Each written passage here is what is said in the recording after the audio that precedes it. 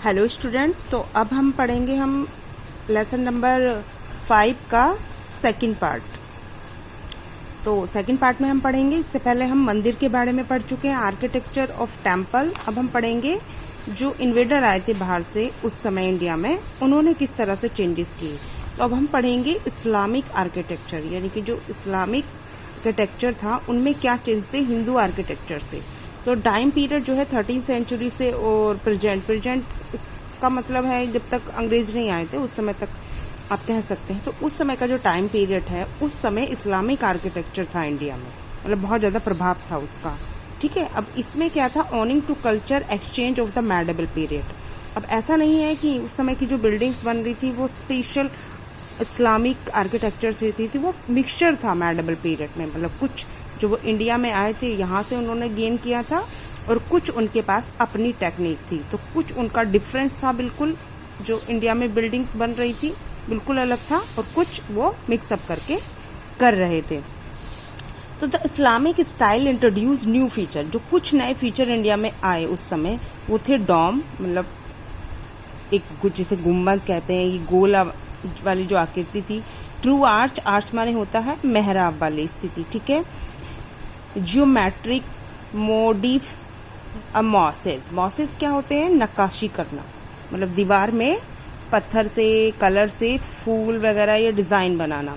ठीक है, तो ये सारी की सारी चीज़ें इस्लामिक आर्किटेक्चर में बहुत ज़्यादा इंडिकेट होती थी। अब their buildings were made using grey stone, वो मोस्टली ग्रे स्टोन का यूज़ करते थे, पत्थरों का यूज़ करते थे। ठीक है, the incorporation of Hindu motif such as the bell, लेकिन ऐसा नहीं था कि सिर्फ अपने तरीके से बना रहे थे, वो कुछ उन्होंने हिंदुओं के जो आर्किटेक्चर था उससे भी चीज़ें ली और अपनी बिल्डिंग्स बनवाई, जैसे बेल, घंटी का होना, लोटस मतलब कमल का फूल बनाना दीवारों पर, स्वास्तिक को डिज़ाइन करना, मतलब इन चीज़ों की नक्काशी करना जो वो अपने बिल्डिंग्स में करवा रहे थे। ठीक है, बाय द तुर्की सुल्तान, जो तुर्क से लोग आए थे इंडिया में, अब वो सुल्तान बन गए थे, तो उन्होंने इस तरह से अपने आर्किटेक्चर को बनाना शुरू किया। एंड द एडोप्ट ऑफ इस्लामी आर्किटेक्चर एलिमेंट सच एज, इसके साथ साथ हिंदू चीज़ों को लेने के साथ साथ उन्होंने जो अपने यहाँ से लेकर आए थे, क्या था वो, as arch by the Rajput and other Hindu king indicate the fusion of two culture, यानी कि हिंदू लोग कुछ इस्लामिक आर्किटेक्चर को अपना रहे थे और इस्लामिक हिंदू जो आर्किटेक्चर था उसको, मतलब दो कल्चर आपस में मिक्सअप करके उस समय की बिल्डिंग्स बन रही थी। लेकिन कुछ ऐसी थी जो डिफरेंस नजर आती थी हमें, जैसे एक था arc. Arc is a curve constructed, arc एक जो भवनों में या मकानों में बना हुआ एक हाफ गोला जैसे कह सकते हैं, उस तरह का स्ट्रक्चर होता है। ठीक है, ओवर टू स्लाइड साइड, जिसकी तरफ दो स्लाइड मतलब झुकी हुई दीवारें कह सकते हैं वो होती हैं, इस तरह से एक गोल वाली आकृति देना। तो ये इस्लामिक आर्किटेक्चर की देन है इंडिया में।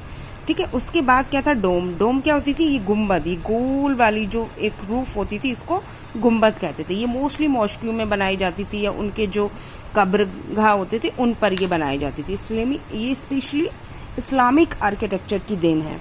ये क्या है, अलाई दरवाजा है, देखिए है, ये इस्लामिक आर्किटेक्चर का बना हुआ एक बहुत ही अच्छा एग्जाम्पल है।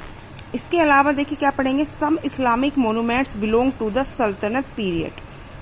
सल्तनत पीरियड हमने पढ़ा है 6th क्लास में भी है, ये मैं बता देती हूँ थोड़ा सा। वो जब दिल्ली के आसपास वाले क्षेत्र में, ठीक है, मोहम्मद गोरी के बाद जो एक गुलाम वंश आया, खिलजी वंश आया और ये सारे जो वंश आए, मुगल से पहले वाले टाइम को सल्तनत पीरियड बोला जाता है। तो उस समय की भी बिल्डिंग्स हैं कुछ जिसमें इस्लामिक आर्किटेक्चर हमें नजर आता है। वो है पहली जो चीज़ है वो कुतुब मीनार है, मोस्टली बच्चों ने देखी होगी। कुतुल इस्लाम मॉस्क्यू है जो पहली मस्जिद है दिल्ली में बनाई गई थी। अलाई दरवाजा है, तुगलकाबाद फोर्ट है, ये भी दिल्ली में है, आपने देखा होगा। फिरोज शाह कोटला भी एक फोर्ट है और सीरी फोर्ट है। ये सारे के सारे जो हैं वो इस्लामिक आर्किटेक्चर में बने हुई चीजें हैं।